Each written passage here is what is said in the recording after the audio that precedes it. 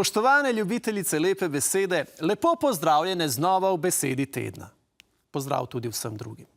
Nedavno smo v naši prestolnici dobili nov kulturni center Rog, ki je zrasel na prostoru nekdanje avtonomne cone Rog. Nismo pa dobili samo novega kulturnega centra. Dobili smo tudi nov veter v jadra staremu sporu okrog Roga med njegovimi nekdanjimi uporabniki in mestno občino, povrh pa še novo besedo tedna.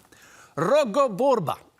Rogoborba je javni spor okrog vprašanja, kakšne kulture si želimo v centru mesta.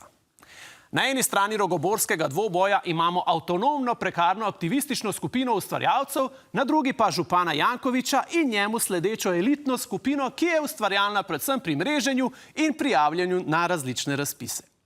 Ta rogoborba tu in tam od besed in vzklikov lahko preide tudi v pravo rokoborbo, saj si močnejša županova stran ob vsakem bližnjem srečanju šibkejšo zagotovi varovanje strani varnostnih služb in policije.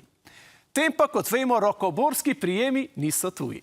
Policistom, ki pridejo pred Rog zagotavljati red in mir oziroma bolj natančno delati red med protestniki in zagotavljati mir veljakom v stavbi, v tem primeru rečemo tudi rogokopi. In po zaslugi rogokopov lahko župan in njegovi sledilci prosto vstopajo v novi Rog, nekdanji rogovci pa samo hodijo naokrog. Lahko bi rekli, da je tako župan nekdanje Rogovce ugnal v kozji rog. V rogoborbi torej vedno znova zmaguje županova vizija kulturnega razvoja mesta, pri kateri pa je naloga kulture predvsem višanje cen nepremičnin v okolici, dejanska ustvarjalna plat pa je bolj drugotnega pomena. S tujko lahko takemu odnosu do mesta rečemo tudi gentrifikacija, ko mesto razvijamo in spreminjamo izključno po meri višjega razreda.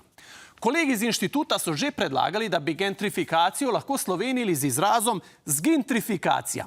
Saj je pogoj za to, da si elita nekaj novega bleščečega zgradi, vedno ta, da eliti nasproten nižji razred, ki mu po novem rečemo tudi amorfna gmota, preprosto zgine.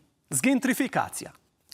Kakorkoli že, tako kot smo po Rogu spet dobili Rog, tako bomo tudi po trenutno aktualni v prihodnosti zagotovo dobili neko novo rogoborbo, ki je bila naša tokratna beseda tedna.